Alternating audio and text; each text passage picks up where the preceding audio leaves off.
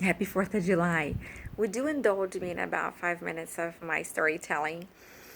I want to share with you what happens to me every 4th of July. So, as many of you know, I am a naturalized citizen. I was not born and raised here. I was born and raised in Brazil, and I came here when I was 18 years old. And so, every time the 4th of July comes around the corner and we celebrate it, we go out and we do the fireworks thing and we sing the national anthem and we look at the flag and it's all over the place, and all this patriotism is so well displayed all over. It makes me cry every time. There's three people that show up in my head that I am so grateful for every time. And it's my parents. My parents, when I was 17, stuck me in an airplane, had the courage to do that. They did not know, they had no tracking thing, they had no internet, there was no cell phone, but they chose to put me in an airplane and send me somewhere where they did not know if I was going to land okay. So they had sacrificed a lot. They had to work super hard, go through a lot of hoops to make that happen for me. The second person that I always think about is my aunt and uncle, Selma and Antonio Carlos, who were on the other side of that airplane ride, waiting for me at the airport. They took me in. They allowed me to stay in their home and make a havoc of their regular life, influence their daughters in a way that I'm so sorry. I apologize, and I want to redeem myself because I was a teenager and the little girls were so impressionable.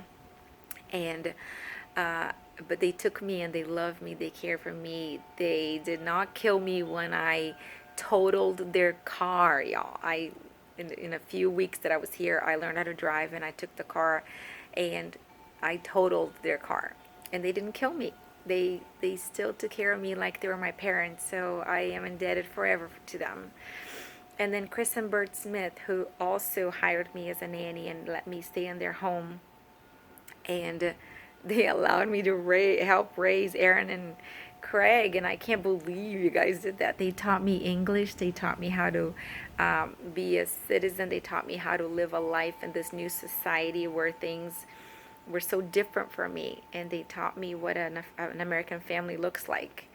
And they loved me. They cared for me. They made my life fun, and they put up with my mistakes too, and they taught me so much. So those three couples always show up in my mind on the 4th of July because they're pivotal in who I am today.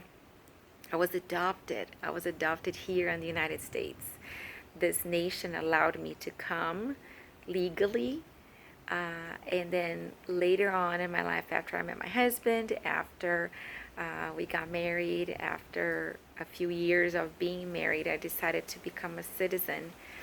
And that was a beautiful process where I was able to learn more about the country, about its history, rich, rich history. And I was able to swear um, over the flag and promise to love this country as my own. And now I have a voice. I can vote and I can have an opinion. Is this the best country in the world? Yes, it is. Is this the most perfect world in the country? It's not. Just like any other country is not perfect. But I'm so grateful that I've been allowed to come here, allowed to become a citizen, and allowed to have my voice heard. Was it difficult for me? Yes. It was hard. It was hard work, not only physically, but also mentally, to learn, to assimilate to society, to be able to accept its rules. But I'm grateful that the country allowed me my mistakes to be able to be where I'm at today. A girl who I was not born and raised here, but I was able to come. I was able to learn a skill.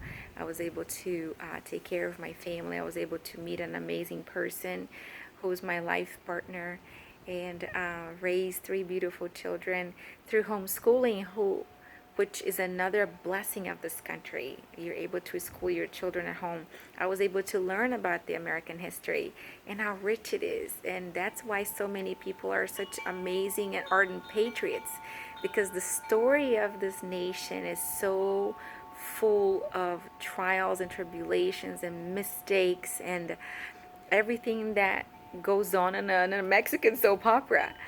And yet it keeps on going. And so, is everything perfect in America? No. But people endeavor to do the very best. And that's what I believe is so beautiful about this nation, about the idea of the American dream. I am a naturalized citizen, and so I can say that I'm living the American dream because it's possible to whomever desires.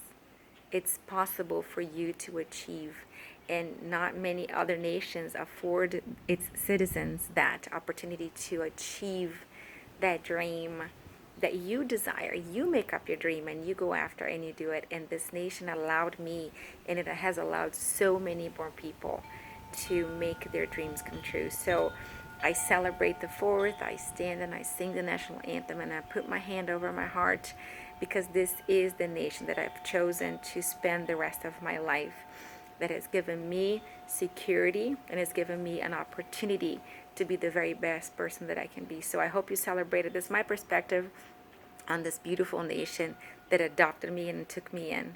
And so I hope that you enjoy this moment and celebrate the blessings that you have as a person for living in this country. No matter who you are, no matter where you live, be thankful because there's so much need and so much lack in the world. We are indeed blessed to be on this amazing land. Happy 4th of July.